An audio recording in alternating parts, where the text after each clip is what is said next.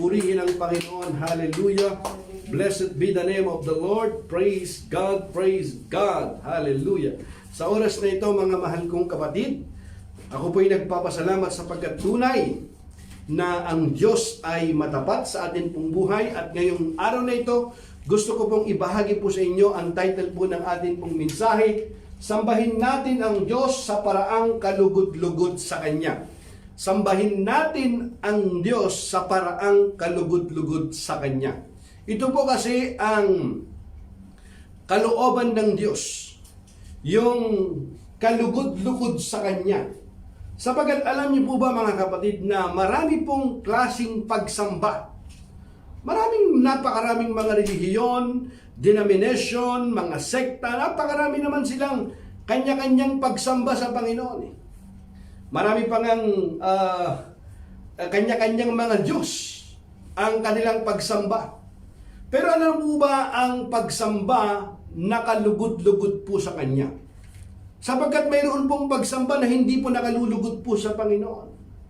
Alam niyo po mga kapatid, kahit na anong klase na hirap na ritual na gaano tayo rubdob sa klase ng pagsamba, kapag ito po ay hindi po kalugod-lugod sa Panginoon, ay hindi po tatanggapin ng Diyos ang pagsamba na atin pong inaalay. Sapagkat ang pagsamba na kalugod-lugod sa Panginoon ay yung Kanya pong kaparaanan at hindi yung ating kaparaanan. Sapagkat mayroon pong kaparaanan ang mga tao na ginagawa na pagsamba na hindi naman nakalulugod sa Panginoon. Kaya ang nararapat po nating gawin, sundin, ay yung kalooban po ng Diyos.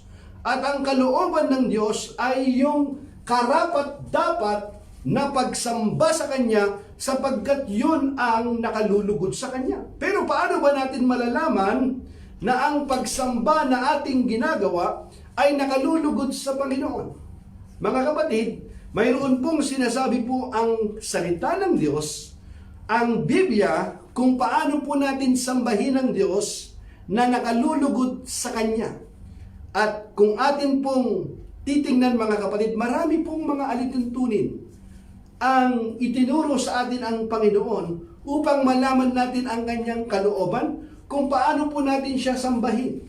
Sabi po ng Biblia mga kapatid, in John chapter 2, verse 23, John chapter 4, verse 23 to 24. In the John chapter 4, the Bible says, "But the hour is coming, and now is when the true worshipers will worship the Father in spirit and truth. For the Father is seeking such to worship Him."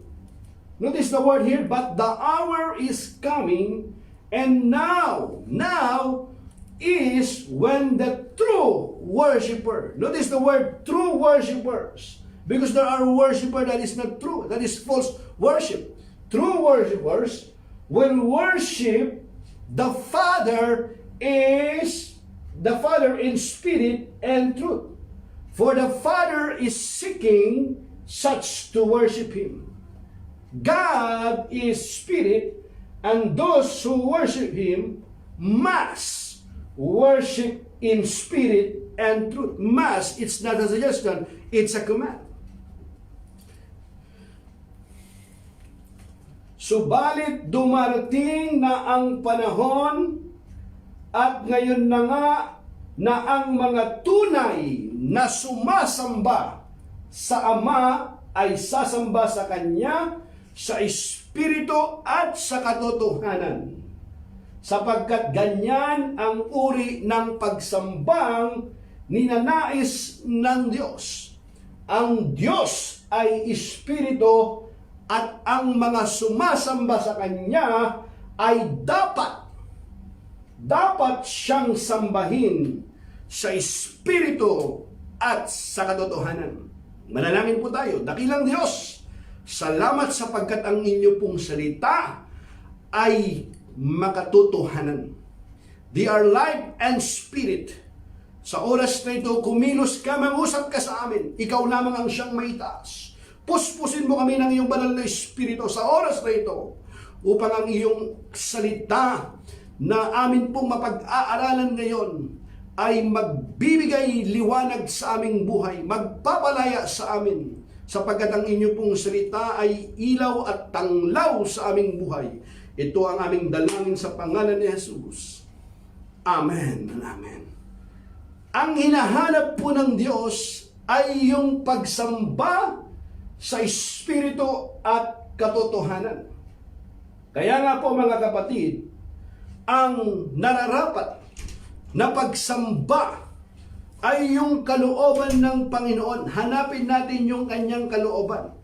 Sapagkat maaring yung akala po natin, yung pagsamba, yung kaparaanan na ginagawa nating pagsamba ay nakalulugod sa Panginoon. Yung pala ay hindi nakalulugod sa Panginoon.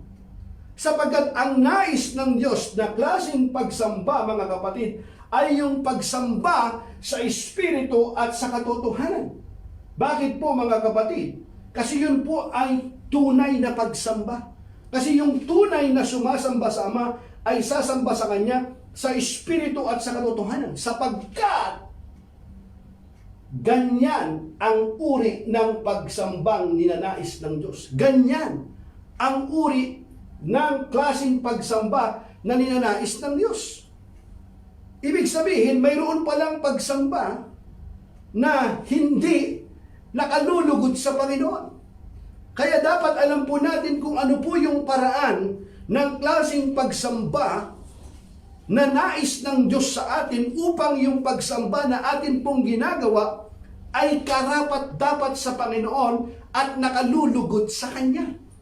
Ang Diyos ay Espiritu at ang mga sumasamba sa Kanya ay dapat, kuman po ito, dapat siyang sambahin sa Espiritu at sa katotohanan. Sa katotohanan.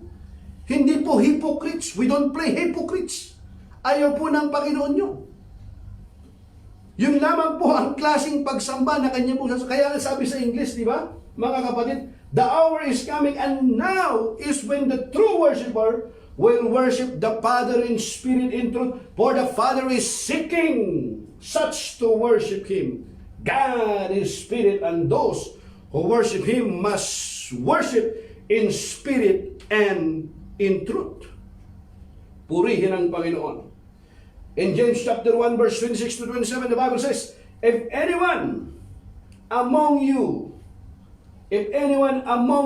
think he is religious and does not bridle his tongue, but deceives his own heart, this one's religion is useless. Think about that. This one's religion is what? Useless. Think about that in your King James Version. Tell nyo mo yung sinabi ni St. James? Pansinin po natin. Apostle James says what? If anyone among you think he is religious, if you think he is, and does not bridle his tongue, but deceive his own heart, this one's religion is useless. This one's religion is useless. So that means there is a religion that is useless. Pure and undefiled religion before God and the Father is this, what? To visit orphans and widows in their trouble, and to keep oneself unspotted from the world. From the world. Pansinin niyo mga kapatid, kung inaakala nino man na siya'y religyoso, kasi akala natin religyoso tayo. Ang akala natin, yung pagsamba na ginagawa natin ay nakalulugod sa Panginoon. Kasi ito yung alam po natin. Pero mga kapatid, yung pagsamba na nakalulugod sa Panginoon ay ayon sa kanyang kaparaanan. At ayon po mga kapatid sa kanya pong salita, sapagkat ang kanya pong salita ay hindi nagbabago. God will never violate His word. Here, kung inaakala ni naman na siya'y religyoso, ngunit hindi naman siya marunong magpigil ng dila, dinadaya lamang niya ang kanyang sarili. Dinadaya niya lamang ang kanyang sarili. Walang kabuluhan ang kanyang pagiging religyoso. Hindi po ako nagsabi niyan mga kapatid. Maliwanag na sinasabi po ng Biblia. Walang kabuluhan ang kanyang religyoso. Anong ibig sabihin nun? Maganda ang iyong sinasabi. Alam mo yung salita ng Diyos. Nakikita ka sa church, nakikita ka sa simbahan. Pero hindi nakikita sa buhay mo ang pagiging religyoso. Walang kabuluhan ang iyong pagiging religyoso. Sabi po ng Biblia. Pansinin po ninyo. Ang relihiyon na dalisay, meron kasing dalisay. Ano yon? At walang dungis sa harap ng ating Diyos at Ama ay ito. Alin po yun? Pagtulong sa mga ulila at sa mga byuda sa kanilang kahirapan at pag-iingat sa sarili. Pag-iingat sa sarili upang wag mahawa sa kasamaan ng mundong ito. Pag-iingat sa sarili upang wag mahawaan. Saan daw? Sa kasamaan ng mundong ito. Kung sinasabi mong religyoso ka, Christian ka, pero yung nakikita naman sa iyo ay yung katulad din na nakikita sa mundong ito, ikaw ay nagiging katitisuran pa. Simpleng-simple lamang mga kapatid. Na halimbawa ay yung pananamit lamang na nakarapat dapat ay nagiging sanhi ka pa ng pagkakasala ng iba. Kasi kung ikaw ay nagdadamit ka, kita ang cleavage mo. Karupat dapat ba sa Panginoon yan? Kung ayon gusto natin maging matuwid? Of course hindi mga kapatid. Kailangan iayos po natin. Itanggap kasi ng mundo eh. Ang sabi nga ng mundo sa atin ng Panginoon, huwag tayong umayon sa takbo ng mundong ito. Bakit mga kapatid? Wala nga sa iyo yun. Pero sa kapwa mo naman, nagkakasala ang kapwa mo. Kaya nga mga kapatid, ang sabi ng Panginoon sa atin, hindi lang tayo maging mabuti sa Panginoon, hanggat maaari sa mga tao din. Ganun po yan mga kapatid. Huwag na tayong umayon sa takbo ng mundong ito. Maliwanag ang sinasabi po ng Biblia. At bukod doon mga kapatid, maliwanag na upang tayo nga ay maging daluyan ng pagpapala, makita ang liwanag ni Kristo sa ating pong buhay. Kung nagiging katitisuran tayo, maganda ang atin pong sinasabi. Pero yung ginagawa po natin sa dilim ay hindi po nakalulugod sa Panginoon. Dinadaya lamang niya ang kanyang sarili. Di ba? Dinadaya lamang niya ang kanyang sarili. Walang kabuluhan ang kanyang pagiging religyoso. Maliwanag po ito mga kapatid. Ang relihiyon na dalisay at walang dungis sa harap ng ating Diyos at Ama ay ito. Alin daw? Pagtulong sa mga ulila at sa mga byuda sa kanilang kahirapan at pag-iingat sa sarili upang huwag mahawa sa kasamaan ng mundong ito. Pagtulong. Sinasabi mo religyoso ka. Ay ang tinitingnan mo, saan kayo napupunta yung pera doon na nilalagay dyan? Hindi ka nga tumutulong eh. Tapos ang tinitingnan mo yung iba pa. Nagiging daluyan ka pa ng pagpapala. Baka nga ang gusto ng Panginoon magsisi ka sa iyong kasalanan. Ang tinitingnan mo yung kasalanan ng iba. Ikaw. Kaya nga sabi ng Biblia, to mind your own business. Amen mga kapatid. Simple lamang po ang ipinapakita kung paano ba nagiging dalisay yung atin pong pananampalataya. Hindi naman natin dinadaya ang Diyos, dinadaya lang natin ang ating sarili. Sabi po ng Biblia, mga kapatid, pansinin po natin ito. Ngayon, puntahan natin yung Hebrews chapter 12 verse 1. Dito po tayo. Dito lang po tayo magpo-focus. So I want you to share this watch party mga kapatid. Upang mapanood, marinig po ito ng ating mga kaibigan at mahal sa buhay. Nakasulat po ito. Sabi ng Biblia, so take a new gift with your tired hands and strengthen your weak knees. mark out a straight path for your feet, so that those who are weak and lame will not fall, but become strong. Dahil dito, itaas ninyo ang inyong mga nanghihinang kamay at patatagin ang mga nangangalog na tuhod. Anong nire-represent niya rito, mga kapatid? Kasi kalimitan yung ginagamit, mga kapatid, kapag sila ay nagpupuri noon, itinataas po nila yung kanilang kamay. At kapag sila ay nananalangin, ay yung kanila pong tuhod, sila talaga ay lumuluhod sa Panginoon. Kaya ang sabi niya, dahil dito itaas ninyo ang inyong mga nanghihinang kamay at patatagin ang mga nangangalog na tuhod. Lumakad kayo sa daang matuwid. Lumakad kayo sa daang matuwid upang hindi lumala ang mga paang napilay at sa halik ay gumaling ang nalinsad na buto. Sipin nyo, mga kapatid, mayroong palang kagalingan. Mayroong healing na ino-offer ang Panginoon. Alin? Yung healing na ino-offer niya, lumakad kayo sa daang matuwid. Ano pa yung daan na atin pong nilalakaran? Matuwid ba na daan yan? Now, work at living in peace with everyone, and work at living a holy life. For those who are not holy will not see the Lord. Look after each other so that none of you fails to receive the grace of God. Watch out that no poisonous root of bitterness grows up to trouble you, corrupting many. Think about that, di ba? Sikapin ninyong makasundo ang lahat at magpakabanal, sapagkat hindi nyo makikita ang Panginoon kung hindi kayo mamumuhay ng ganito. Hindi nyo makikita. Pansin, ang Hebrews po, nung sinulat po ito, mga kapatid, kalimitan po rito yung mga Hudyo po ito na naging Kristiyano. Mayroon po silang alam patungkol sa aral po na ibinigay ni Moses. Alam po nila yung kautusan. At sinasabi po sa kanila, sikapin ninyong makasundo ang lahat.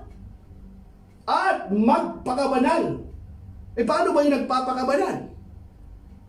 Ang ibig bang sabihin nito yung parang religyoso na hindi naman ayaw ng Panginoon, you are playing hypocrites. Ayaw ng Panginoon yun. Ang ibig sabihin lang naman nito ay mayroong nagbabago sa iyong buhay. Hindi yung napakadagal mo na sa church, wala pang nababago sa iyo. Dinadaya mo lang ang iyong sarili kung gano'n. Bakit? Magpakabanal sapagkat hindi ninyo makikita ang Panginoon kung hindi kayo mamumuhay ng ganito. Pag-ingatan ninyong huwag tumalikod ang sinuman sa inyo. Huwag tumalikod ang sinuman sa inyo. Pag-ingatan nyo. Kasi yung iba kapag nasaktan, napagsabihan, tumatalikod na. Mga kapatid, pakinggan niyo po ako. Hindi ka tumalikod sa church mo, hindi ka tumalikod sa pastor mo, tumalikod ka sa Diyos. Mag-ingat, sabi po ng Biblia. Kaya kapag tayo, alam niyo po ba, isa itong part na mga pagdidisiplina ng Panginoon sa kanila, sapagkat mayroon po silang mga pagdududa. Kung atin pong pag-aaralang mabuti ito, yung konteksto nitong Hebrews na ito. Ito po yung gustong iparating po sa kanila. Kaya sila pinag-iingat. Mag-ingat po tayo.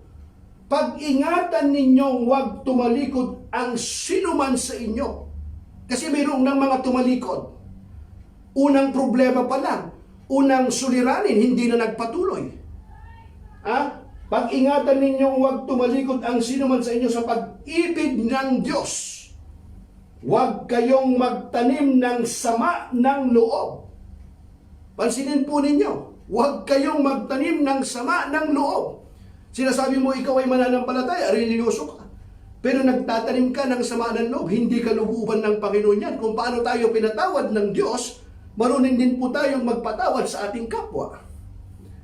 Kaya huwag kayong magtanim ng sama ng loob, na dahil dito'y napapasama ang iba. Pansinin po ninyo.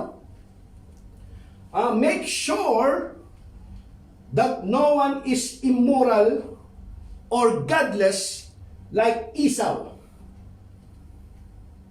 Make sure that no one is immoral or godless like Esau, who traded his birthright as the firstborn son for a single meal. You know that afterward, when he wanted his father's blessing, he was rejected. It was too late for repentance. Let me repeat that. I want you to write it down, comment. It was too late for repentance. You hear that? It was too late for repentance, even though he begged with bitter tears. It was too late for repentance. It's not up to you when you repent. If you hear the voice of the Lord today, do not harden your hearts. Grab that opportunity to repent of your sins. Turn to God. Why? Maybe that opportunity will never come. It's too late for repentance. Even though he begged with bitter tears. Pag-ingatan ninyo na huwag makiapit ang sino man sa inyo. Tinutukoy pa niya rito yung mga nakarinig, nakaalam ng salita ng Diyos, nakaalam ng katotohanan. Pag-ingatan ninyo na huwag makiapit ang sino man sa inyo o pawalang halaga ang mga bagay na espiritual. Pawalang halaga ang mga bagay na espiritual. Tulad ng alin? Tulad ng ginawa ni Esau. Ano ba yung ginawa ni Esau? Nandoon po siya sa bayan. Nasa bahay po siya. Nasa bayan po siya ng Diyos. Isa siya pinili. Ang tatay niya kasi, mga kapatid, si Jacob. I mean, si Isaac. Kapatid niya si Jacob. Pero ano po ang nangyari? Pag-ingatan. Pansinin po natin. Pag-ingatan ninyo na huwag makiapit ang sino man sa inyo o pawalang halaga ang mga bagay na espiritual tulad ng ginawa ni Esau. Kapatid ni Jacob kasi ito Ipinagpalit niya sa pagkain ang kanyang karapatan bilang panganay. Kambal sila. Tatay nila sa Isaac. Alam ninyo ang nangyari pagkatapos hiningi niya hiningi niya sa kanyang ama na igawad sa kanya ang pagpapalang nauukol sa panganay, ngunit ito'y itinanggi sa kanya sapagkat hindi niya mababago ang kanyang ginawa anuman ang gawin niyang pakiusap at pagluha. Anuman ang kanyang ginawang pakiusap at pagluha. It was too late for repentance. Kaya po, kapag yung salita ng Diyos na atin pong nalaman, narinig, natanggap, huwag po nating ibaliwala. Mahalaga ang salita ng Diyos.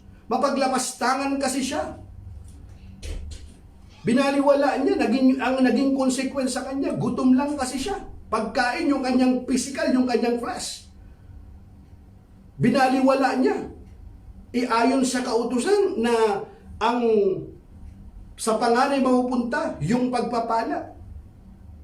Hiningi sa kanya, hindi, okay lang, basta makakain ako kaysa mamatay ako. Hindi makapaghintay. Kasi kapag ikaw ay nagmamadali, hindi ka makapaghintay. Alam mo, mayroon pong danger sa mga nagsabi ng Biblia, yung nagmamadaling gustong yumaman, may danger dyan. Mag-ingat tayo. Kasi nagiging Diyos natin yung kayamanan. Pag-usapan po natin ng nakaraan yan. Kapag laging iniisip mo, saan ka lagi nag-uukol ng panahon, kung babasahin mo ang book of John, yan ang Diyos mo, yan ang Diyos-Diyusan mo. Mga kapatid, pag-ingatan po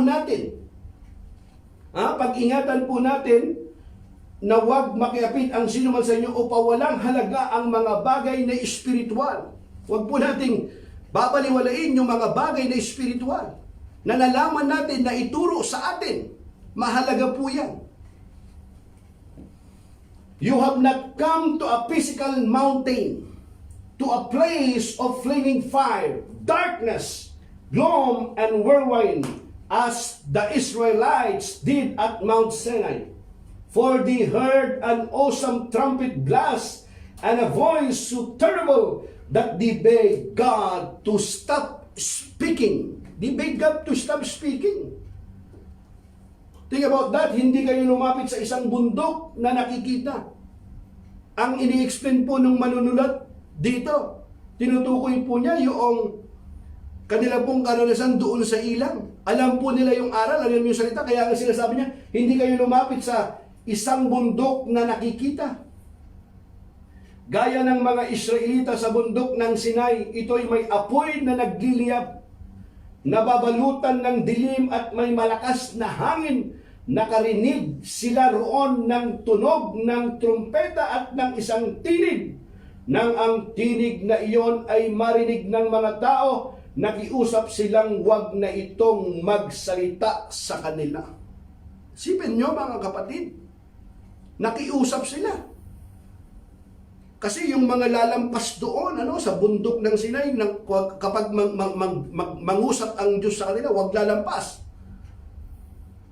Nangangatal po sila. They staggered back under God's command. If even an animal touches the mountain, it must be stoned to death. Moses himself was so frightened at the sight that he said, I am terrified and trembling. Moses himself. Yung kabanalan po ng Diyos, sapagkat hindi nila kayang tanggapin ang utos na ito. Ang sinumang tumapak sa bundok, kahit hayop ay babatuhin hanggang sa mamatay. Talagang nakakakilabot ang kanilang natanaw, kaya't pati si Moses ay nagsabing, nanginginig ako sa takot. Nanginginig ako sa takot. Yung mga tao ngayon walang takot sa Diyos eh. Nagsasabi sila na, mahal ko ang Diyos, basta ako naniniwala ako sa Diyos. Akala nila yung pagsamba nila, naniniwala sila, sapat na yon. Nalinlang tayo kung ganon. Kasi kung mabasahin mo yung Biblia, yung sa aklat ng James, Santiago, yung demonyo naniniwala din. Nangangatal pa yun. Naniniwala ngayon na mayroong Diyos. Anong kahiban natin? Ang kahiban nila, hindi sila sumusunod sa Diyos. Yung kalooban ng Diyos hindi sinusunod. Yung kalooban ba ng Diyos sinusunod natin? Yung kanyang kaparaanan na pagsamba, sinusunod ba natin? O yung kaparaanan natin pagsamba? Alamin po natin, mga mahal kong kapatid. Kung si Moses ka, nanginginig, nanginginig ako sa takot. Kasi ang sabi ng Biblia, the fear of the Lord is the beginning of wisdom. Wisdom where? Saan? Sa salita ng Diyos. Saan? Sa kalooban ng Diyos. My people are perished, destroyed, for lack of knowledge. Where? Lack of knowledge where? In the Word of God, Hosea chapter 4 verse 6, not lack of money, not lack of education, lack of knowledge, where? In the Word of God. Kaya ang tao napapahamak. Bakit? Ang alam niya kasi na tama, akala niya yun lang. Hindi pala nakaabot sa pamantayan ng Diyos, hindi pala nakaabot, hindi pala yun ang kaparaanan ng Diyos. Kaya halamin natin kung ano yung klaseng pagsamba na karapat-dapat sa Panginoon, sapagkat yun lamang ang nakalulugod sa Kanya. Anong klaseng pagsamba yun? Sa Espiritu at sa katotohanan. Hallelujah. Purihin ng Diyos. No! You have come to Mount Zion, to the city of the living God, the heavenly Jerusalem, and to countless thousands of angels in a joyful gathering. You have come to the assembly of God's firstborn children, whose names are written in heaven. Whose name are written in heaven. You have come to God Himself, who is the judge over all things. You have come to the spirits of the righteous ones in heaven, who have now been made perfect. This is the grace of God, written in heaven. Are you sure your name is written in heaven? Do you know if your name is written in heaven? Written in the books of life? Maybe you are not sure right now. We have to make it sure, my brothers and sisters. Paano natin malalaman? It's written in the Word of God. Sa halip, ang nilapitan ninyo ay ang bundok ng Zion at ang lungsod ng Diyos na buhay, ang Jerusalem sa langit. Mayroon palang Jerusalem sa langit, na kinaroroonan ng di mabibilang na anghel. Ang dinaluhan ninyo ay masayang pagtitipon. Ang dinaluhan ninyo ay masayang pagtitipon ng mga panganay na anak. Baka na naman yung masayang pagtitipon na ginagawa natin, yung lasingan, inuman, party. Ano yan? Hindi nakalulugod sa Panginoon yan. Na ang mga pangalan ay nakatala sa langit. Pagtitipon mga pangalan na anak, na ang mga pangalan ay nakatala sa langit. Meron din tayong party. Pero nagbibigay ng kaluguran sa Panginoon, hindi magulo. Akala kasi ng tao yung buhay, pag Christianity is boring. No, Christianity is not boring. It's a life and purpose. Ang nilapitan ninyo ay ang Diyos na hukom ng lahat at ang mga espiritu ng mga taong ginawang ganap. Purihin ang Panginoon. Hallelujah. Blessed be the name of the Lord. Nakatala sa langit. Pwede ba nating malaman ang ating pangalan ay nakatala sa langit? Pwede, mga kapatid. Nakasulat dito sa kanya pong salita, Revelation chapter 20, verse 14 to 15. Alamin po natin, tiyakin po natin. Matitiyak ba natin? Yes, by the grace of God. Kapag si Kristo ay nananahan sa iyong buhay bilang iyong Panginoon at tagapagligtas, ngayon pa lamang, habang ikaw ay nabubuhay, hindi mo na kailangang hintayin mamatay ka. Makatitiyak ka na ang iyong pangalan nga ay nakasulat sa aklat ng buhay. There is now no condemnation for those who are in Christ Jesus. Romans chapter 8.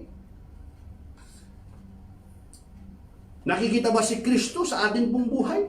Nagliliwanag ba ang mukha ni Kristo sa ating mga mukha? Tayo ba'y nagsisilbing asin at ilaw sa sanlibutan ito? Nagiging daluyan ba tayo ng pagpapala o nagiging katitusuran pa tayo ng iba?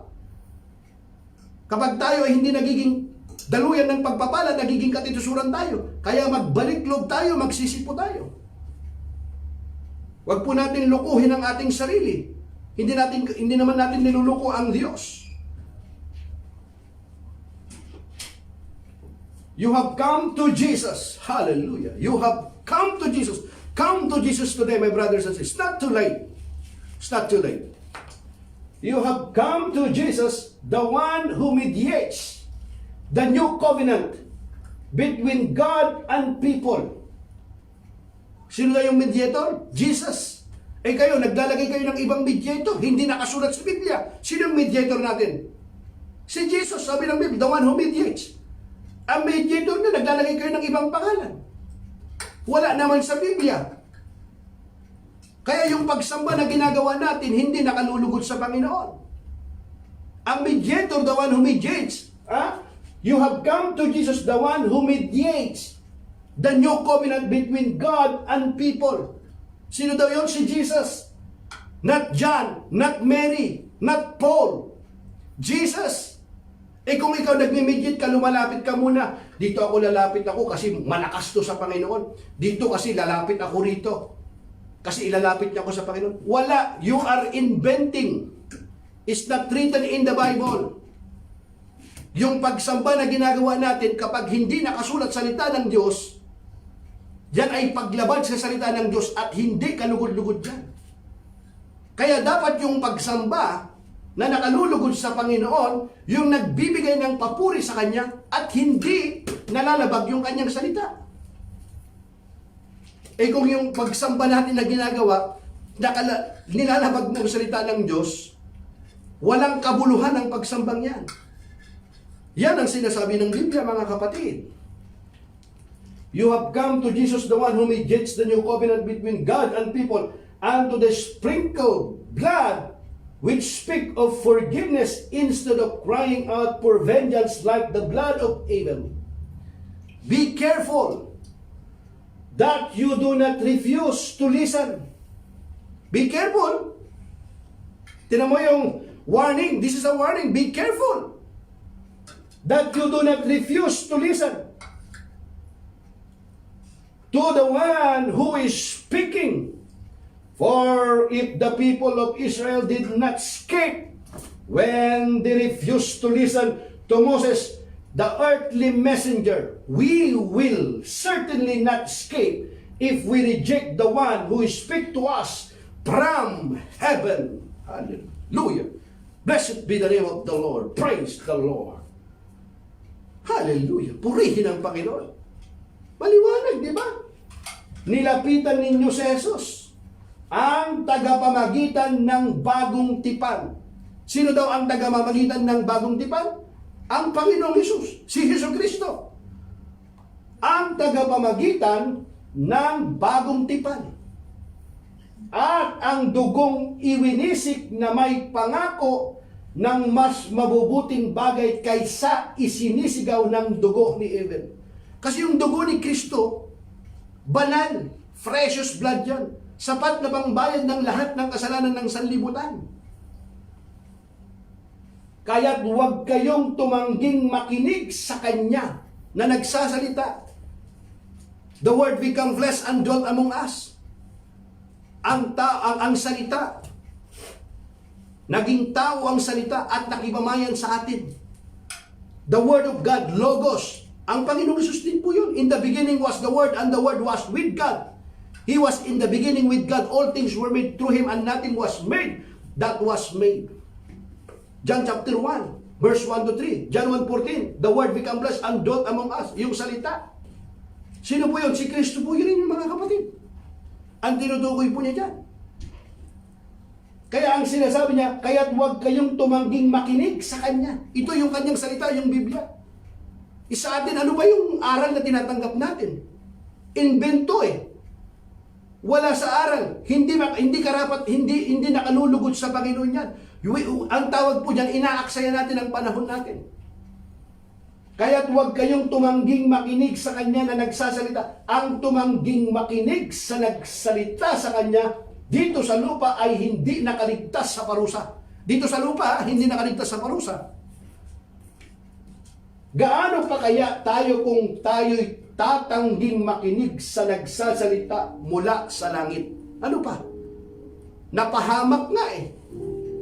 Yung mga hindi nakinig, they refuse to listen to Moses.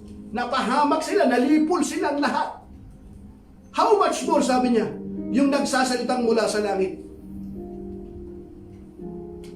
Tiyak ba tayo ngayon, mga kapatid, kung ang ating pangalan ngayon ay nakasulat na sa aklat ng buhay? Nakakatiyak ba tayo ng ating kasalanan ay pinatawad na? Baka alam natin na si Kristo ay namatay sa krus ng Kalbaryo para bayaran ang ating kasalanan. Very good. That is really good. But that's not enough. Saan? Ang malaman mo, it's not enough. Ang malaman natin na si Kristo ang Panginoon at tagapagligtas, mabuti yon. Pero hindi nagtatapos doon. Kailangan mo siyang kilalanin bilang iyong Panginoon at tagapagligtas. Tanggapin mo sa iyong puso na siya lamang ang iyong Panginoon tagapagligtas. Huwag kang magdagdag. Ginawa ba natin yon? Si Kristo ba ang nananahan sa ating buhay ngayon? Kung si Kristo, wala tayong dapat pagdudahan. Ang ating pangalan ay nakasulat sa aklat ng buhay. Kaya't huwag kayong tumangging makinig sa Kanya na nagsasalita. Ang tumangging makinig sa nagsasalita sa kanila dito sa lupa ay hindi nakaligtas sa parusa. Gaano pa kaya tayo kung tayo'y tatangging makinig sa nagsasalita mula sa langit? When God spoke from Mount Sinai, His voice shook the earth. But how He makes another promise. Once again, I will shake not only the earth, but the heavens also. This means that all of creation also, that all creation will be shaken and removed, so that only unshakable things will remain. Dahil sa kanyang tinig na yanig noon ang lupa, ngunit ipinangako niya ngayon, minsan ko pang yayanigin hindi lamang ang lupa, pati na rin ang langit. Ang mga salitang minsan pa ay maliwanag na nagsasabing aalisin ang mga nilikhang nayayanig upang manatili ang mga bagay na di nayayanig. Hallelujah. May mga bagay pa lang din nayayanig. Lahat ito, nakikita natin ito, mayayanig lahat yan. Ang langit at lupa ay maglalaho.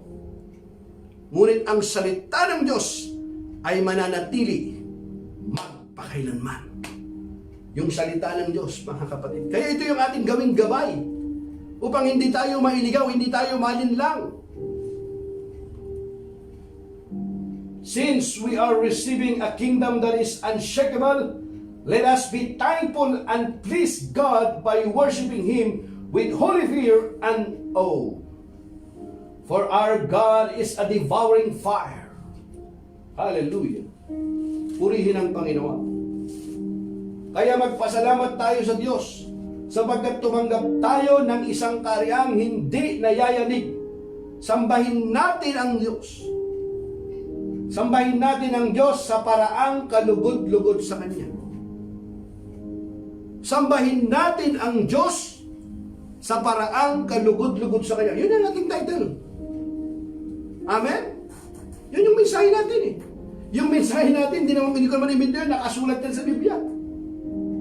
Hebreo chapter 12 verse 28 to 29, kaya sabi niya, di ba? Sambahin natin ang Diyos sa paraang kalugod-lugod sa Kanya. Bakit? Kasi mayroong klaseng pagsamba na hindi nakalulugod sa Kanya.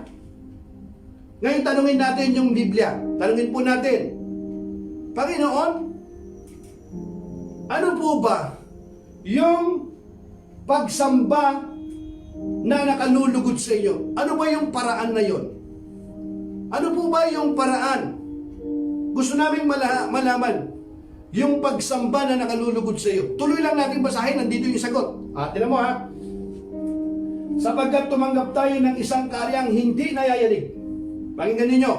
Sambahin natin ang Diyos sa paraang kalugod-lugod sa Kanya. Paano daw? May paggalang. May paggalang. At pagkatakot. Hallelujah. May paggalang at pagkatakot. Paano? Anong ibig sabihin yung mayroong paggalang? Yung pagsamba. Ibig sabihin, mga kapatid, be doer of the word and not hearers only. The Bible says in James, deceiving yourself, if anyone is a hearer of the word and not a doer, he is like a man observing his face in a natural mirror, goes away and forget what kind of man he was. Ang taong yan ang nakikinig ng kanyang salita. Hindi lamang daw tayo tagapakinig ng kanyang salita, kundi tagagawa din. Yun yung may paggalang. May paggalang ibig sabihin, mayroon kang reverence, mayroon kang yung worship mo, nalulugod ka na bigyan siya ng kaluguran. Nalulugod ka na sundin yung kanyang mga utos. Hindi para maligtas, naligtas ka na muna. Ay pero kung sinasabi mong ikaw ay religyoso, mananampalataya ka, pero wala kang paggalang sa kanyang salita, nadudungisan, dinadaya mating lamang ang kanyang ating sarili. Mag-ingat tayo mga kapatid. Magbalik loob tayo sa Panginoon, hindi pa huli ang lahat. Baka hindi nakatuon ang ating pananampalataya kay Kristo, nakatuon tayo sa mga nakikita natin.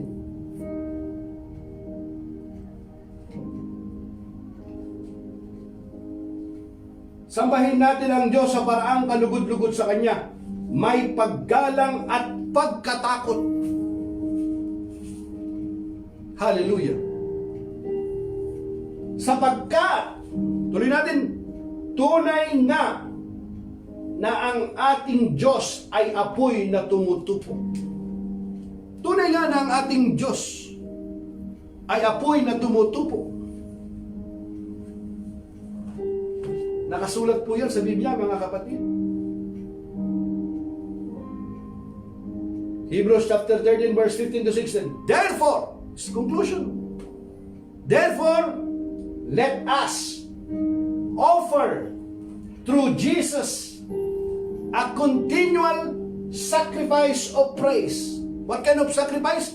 Continual. Hindi humihinto. Tuloy-tuloy. Continual sacrifice of praise to God, proclaiming our allegiance to His name. Proclaiming allegiance to His name. Continual offer. What kind of offer? Praise. Sacrifice of praise. Hallelujah. To God, proclaiming our allegiance to His name.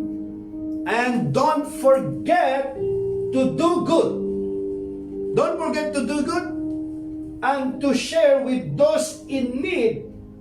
These are the sacrifices that please God. Hallelujah! Purihin ang Diyos. Andito yung sagot. Ano ba yung karapat-dapat na kalulugod na pagsamba sa Panginoon? Kaya't lagi tayong mag-alay ng papuri bilang handog sa Diyos sa pamamagitan ni Jesus.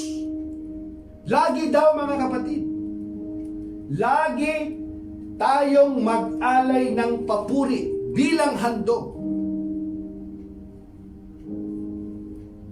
sa Diyos sa pamamagitan ni Jesus. Papuring mula sa ating mga labi, na nagpapahayag ng ating pagkilala sa Kanyang pangalan. At huwag nating kaligtaan ang paggawa ng mabuti. Huwag nating kaligtaan ang paggawa ng mabuti. Huwag lang tayong nakapokus sa ating sarili. Tingnan din natin yung ating kapwa. Maging daluyan din tayo ng pagpapala. Huwag nating kaligtaan ang paggawa ng mabuti at ang pagtulong sa kapwa. Sapagkat iyan ang alay na kinalulugdan ng Diyos. Hallelujah! Ang mga anak ng Diyos, mga kumilala kay Kristo bilang iyang kanyang Panginoon tagapagligtas, ay likas na may bungang nakikita, mga mabubuting gawa. Nagliliwanag ang mukha ni Jesus sa kanilang mga mukha. Hindi sila mga chismoso, hindi mga chismosa, hindi maglalasing, hindi nagtutulak ng droga. Kung dati yun ang kanilang buhay, yan ay binago na nila. Kasama na nilang inilibing yan nung mamatay sa Jesus. Hindi na dapat nakikita yung mga bagay na yan. Kaya sa isang mananampalataya, likas lamang na mayroong mabubuting bagay, mabubuting gawa na nakikita sa atin. Ang dinuturo niya rito, mga kapatid, pag-ingatan natin ang ating sarili na huwag tayong maging katitusuran ng iba, lalo na yung mga hindi mananampalataya. Paano sila lalapit sa atin? Kapag ang nakikita po nilang buhay sa atin ay hindi katulad ni Kristo. Magbalik loob tayo sa Panginoon at magsisi ng totoo. Ang sabi nga ng Biblia, yung iyong tuhod na nangangatal, magbalik loob ka. At sa mga tao din, na ang pagtawag sa atin ng Panginoon to fix our eyes unto Jesus, the author and finisher of our faith. Ituon natin ang ating paningin kay Kristo. Itinutuon natin sa mga tao, mali ka na naman. Ang gusto ni Kristo, ituon natin ang ating mga mata, ang ating pananampalataya sa Kanya. Hindi sa pastor, hindi sa ministro. Not to the priests, not to the Levites, but to Jesus, the author and finisher of our faith. Kasi kapag kay Jesus, mga kapatid, hindi ka matitisod. Lahat tayo, mayroon tayong mga pagkukulang, hindi pa tayo talagang ganap. Sa biyaya lamang ng Panginoon, by the grace of God. Pero yung buhay natin, mga kapatid, nagiging daluyan tayo ng pagpapala from glory to glory. Kaya kapag tayo ay nagkakasala, nalulungkot tayo.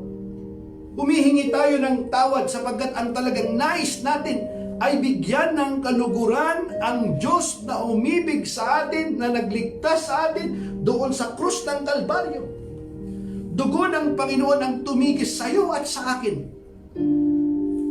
Siya na walang kasalanan,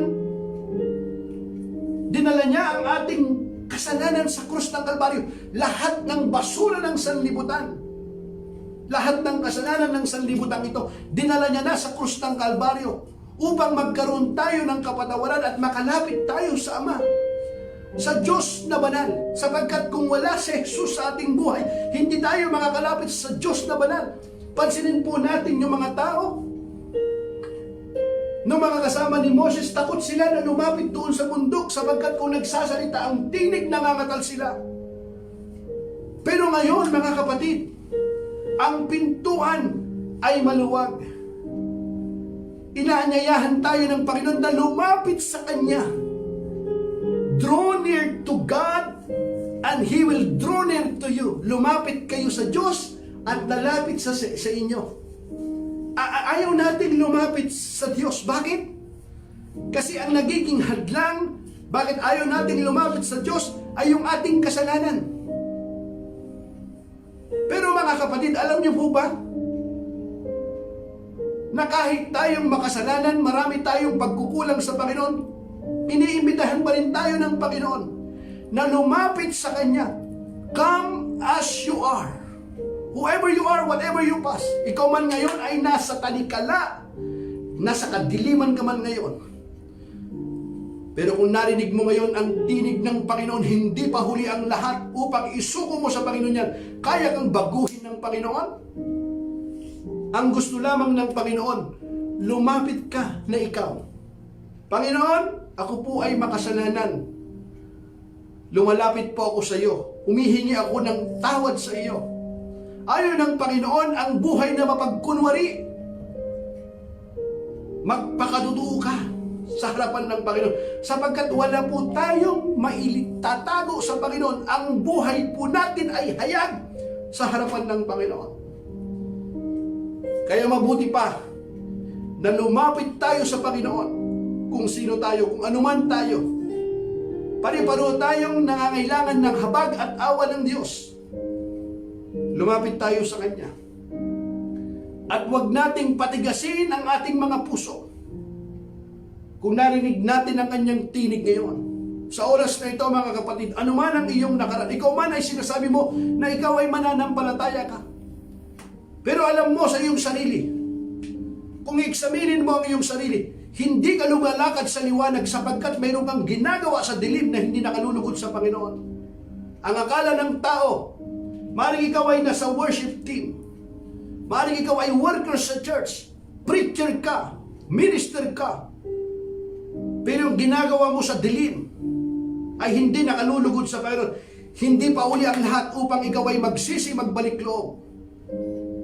Ito yung tamang panahon. Kung ikaw naman ay hindi nag-uukol ng panahon sa Panginoon, alam mo na tinatawag ka ng Diyos na magbalik loob ka, magsisi ka sa iyong kasalanan. Pero ang sinasabi mo, hindi naman ako makasalanan. Naniniwala naman ako sa Diyos. Pero hindi ka nag-uukol ng panahon sa Kanya. Hindi ka nakikipag-fellowship sa mga mananampalataya. Hindi ka looban ng Panginoon yan.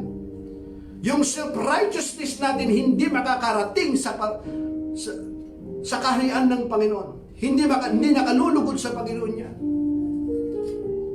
Kaya yung pagsamba na nakalulugod sa Panginoon ay yung pong karapat dapat sa Kanya. At yan ay pagsamba sa Espiritu at sa katotohanan. Mga kapatid, ayaw ko pong matapos ang worship service na ito without giving you an opportunity to make Jesus the Lord of your life. Ano man ang iyong buhay, ano man ang iyong nakaraan, naniniwala ako na itinakda ng Diyos ang araw na ito sapagkat ayaw ng Panginoon na ikaw ay mapahamak. Ayaw ng Panginoon na manatili ka sa kalagayang yan. Gusto ng Panginoon na malaman mo ang Kanyang kalooban. Gusto ng Panginoon na sumamba ka sa Kanya sa Espiritu at sa katotohanan. At yung pagsamba na yan, mga kapatid, sacrifice of praise. You know what does it mean, mga kapatid? come as you are. Yun lang. Lumapit ka sa Panginoon. Magpakatotoo ka, tanggalin mo lang yung maskara mo sa Panginoon. Panginoon, dito yung aking buhay. Humingi ako ng tawad sa iyo, Panginoon. Sabihin mo, ano bang kasalanan mo? Ikaw man ay addiction ka sa pornography, sa pangangalunya, sa mga immoral na mga bagay, sabihin mo sa Panginoon. Panginoon, humihingi ako ng tawad sa iyo. Self-righteous ako. Akala ko ako ay reliyosong tao. Mapanghusga ako. Nagtatanim ako ng sama ng loob. Hindi ako nagpapatawad sa aking kapwa. Mayroon akong bitterness hanggang ngayon. Alam mo na dapat kang tumulong sa may hirap, magkaloob ka, maging matapat ka. Pero hindi mo ginagawa. Isuko mo sa Panginoon. Ngayon, sa oras na ito, hindi pa huli ang lahat. Naniniwala ako, mga kapatid, na itinakda ng Panginoon ang araw na ito at hindi ito aksidente. Kung bakit ka nanonood ngayon, kung bakit mo ako napapakinggan ngayon. Hindi ko po hangarin na mga panakit ng damdamin ng sinuman. Ang tanging hangarin ko po lamang ay maibahagi, mabasa ang kanya pong salita upang marinig po natin ang kanyang salita ng may katotohanan at ang kanyang salita ang magpapalaya sa atin. Kung atin pong tatanggapin ito ng bukas sa ating puso. Magbukas po tayo, mga kapatid. At sa oras na ito, kung alam mo na kinakausap ka ng Panginoon, gusto kitang ipanalangin. At kung alam mo na ito yung tamang panahon na para isuko mo ang iyong buhay kay Kristo, kilalanin mo siya bilang iyong Panginoon tagapagligtas. Ito yung araw na ito na itinakda ng Diyos. Maring ikaw ngayon ay nasa iyong sopa. Nanonood ka ngayon sa akin. Nandiyan ka sa iyong kwarto. Kasama mo, asawa mo. O ngayon ikaw ay OFW na ikaw ay nanonood ngayon sa akin. Nagkataon na nanonood ka ng watch party ng iyong kaibigan. Iisip mo nagkataon lang. Maring ikaw ay naghahanap ka ng katotohanan. Gusto mong masumpungan ang kalayaan, ang kagalakan. Hinanap mo sa iba, hindi mo matatagpuan sa iba yan. Kay Kristo mo lamang matatagpuan yan. At kapag binigay mo, isinuko mo ang buhay mo kay Kristo, kilalanin mo siya bilang iyong Panginoon tagapagligtas, hindi mo pagsisihan ng kapatid. Maraming tao na ang sumubok, kahit isa sa kanila walang nabigo. Sapagkat ang pangalan ng Panginoong Hesus, ang Panginoong Hesus, ay patuloy na nagbabago ng buhay ng mga tao. Ano man ang kanilang nakaraan, ang kanilang mga buhay, kayang-kaya silang baguhin ng Panginoon at gagamitin pa sila ng Panginoon para maging daluyan din ng pagpapala ng marami.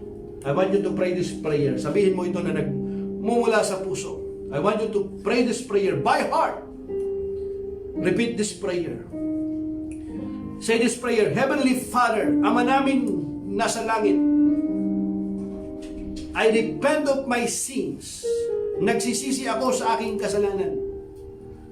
I believe you died for me on the cross of Calvary. Naniniwala ako, namatay ka sa akin sa cross ng Calvary. And you rose again. At muli kang nabuhay. Come into my heart. Pumasok ka sa aking puso. Be my Lord and Savior. Bilang aking Panginoon at tagapagligtas. Right now, sa oras na ito, I surrender my life to you. Sinusuko ko ang aking buhay. I surrender my body, my soul, and my spirit. Ang aking katawan, ang aking kaluluwa, ang aking espiritu. Simula sa araw na ito, ikaw na ang maghari sa aking buhay. Right now, sa oras na ito, thank you for forgiving my sins. Salamat sa pagpapatawad po sa aking kasalanan. And thank you for the eternal life. At salamat sa buhay na walang hanggan. This I pray in Jesus' name. Amen. Amen and amen. Kapatid, kahit gaano kaiksi, kahina ang panalangin na yan, kapag yan ay ginawa mo na nagmumula sa puso, narinig ng Diyos ang dalangin mong yan. Kapatid, alam mo na ako'y natutuwa sa panalangin na iyong ginawa, sa desisyon na iyong ginawa, nang kilalanin mo sa Jesus, tanggapin mo sa Jesus bilang iyong Panginoon tagapagligtas. Yan ang pinakamagandang desisyon na ginawa mo sa iyong buhay. At alam mo mga kapatid, higit na natutuwa sa iyo ang Diyos. Kasama ng kanyang libu-libong mga anghel na nagkakasiyahan ngayon sapagkat sa desisyon na iyong ginawa na yan. Upang ikaw ay lumago sa iyong pananampalataya, umpisan mo sa pagbabasa ng kanyang salita, umpisan mo sa aklat ng John, at patuloy ka na dumalo ng mga Bible studies, at pwede nang mag-church. Make sure go to church. At ipamalita mo ang kabutihan ng Diyos na ginawa sa iyo, ang pagliligtas na ginawa ng Diyos sa iyo.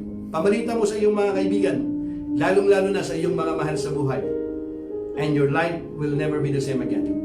Muli po mga kapatid, ako po'y nagpapasalamat sa inyo pong pagsama sa oras na ito. At I want you to raise your hand to receive the blessings of the Lord. Now to the King of Kings and Lord of Lords, mighty God, everlasting Father, and Prince of Peace. And now because you put God first place in your life and you continue to live a life worthy of the calling and obedient to His word, right now in the name of Jesus, receive your healing in the name of Jesus. Receive the favor of God. Receive the peace of God which surpasses all understanding will guard your hearts and mind through Christ Jesus our Lord. Now, I bless you in the name of the Father, of the Son, of the Holy Spirit. Amen and amen. Muli mo mga kapatid, lagi po namin kayong inaalala sa panalangin. We love you and we're praying for you. God bless.